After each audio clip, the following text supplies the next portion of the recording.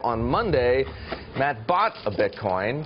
Yesterday, he shopped with Bitcoin. Today, he's putting on his professor's tweed jacket with suede elbow patches. Oh, I wish. If only. I might buy one of those with Bitcoin. You are here to give us a lesson on how a Bitcoin transaction actually works. Right. So the first couple days, I was learning a lot from the internet, from Reddit, from Bitcoin We're soaking it up. community. And now, a lot of people who are uninitiated have asked me, hey, I saw your piece. How does that work? How can I get a Bitcoin? So just so you know how it works, I put together a very simple kind of view from 35,000 feet. And it starts with, obviously, changing your dollars or your euros or your yen or whatever you've got into Bitcoins. Now, I've illustrated this by putting a regular wallet with dollars and then a digital wallet here. You've got to get. That's what a digital wallet looks like? Yes, it looks like more like a clutch, doesn't it? But anyway, there's the matrix. I would love to see you with There's the binary matrix thing there. So let me explain wallets, because you have to get a wallet before you can do any kind of Bitcoin transaction. For a consumer, for someone who's looking to just spend money, it works like a regular wallet. You spend out of it, you can get money into it.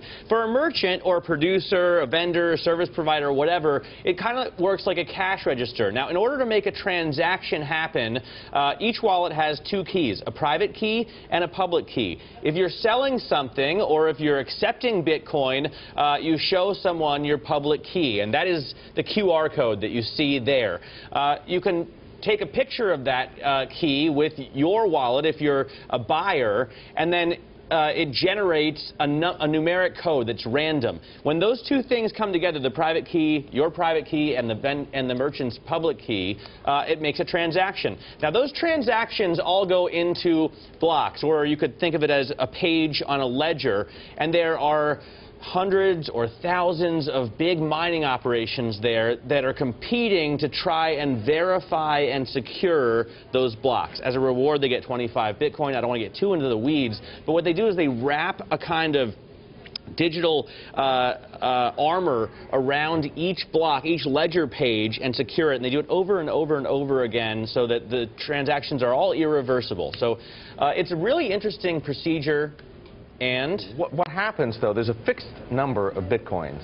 So what happens to these mining operations that seem so critical to the transaction process when they can no longer be rewarded with new Bitcoin? Well, and actually, there are more and more miners out there to try and get the 25 Bitcoin reward for each block that they mine. Every 4 years, that's going to be Because 25 halved. Bitcoin is almost 25 grand. Exactly. But every 4 years, it'll be halved. Or tomorrow, so it could be 12 grand. Only 12.5 Bitcoin in 4 years. And by 2040, it'll only be worth 1 Bitcoin. So the incentive is reduced, but the value, I think the people in the current community assume will go up. We have to leave it there, but it's day 3. Are you a buyer? Are you a seller? Bitcoin. I am going to go to Cipriani tomorrow. We're going to have a meeting of Bitcoin people, and maybe I'll buy another one. No, I'm saying of Bitcoin. How do you feel about it at this point? I think it's a really interesting community. It's a nascent currency. Some, like the president of PayPal, say really it's a commodity, not a currency yet because of the fluctuation. That's a very good point. So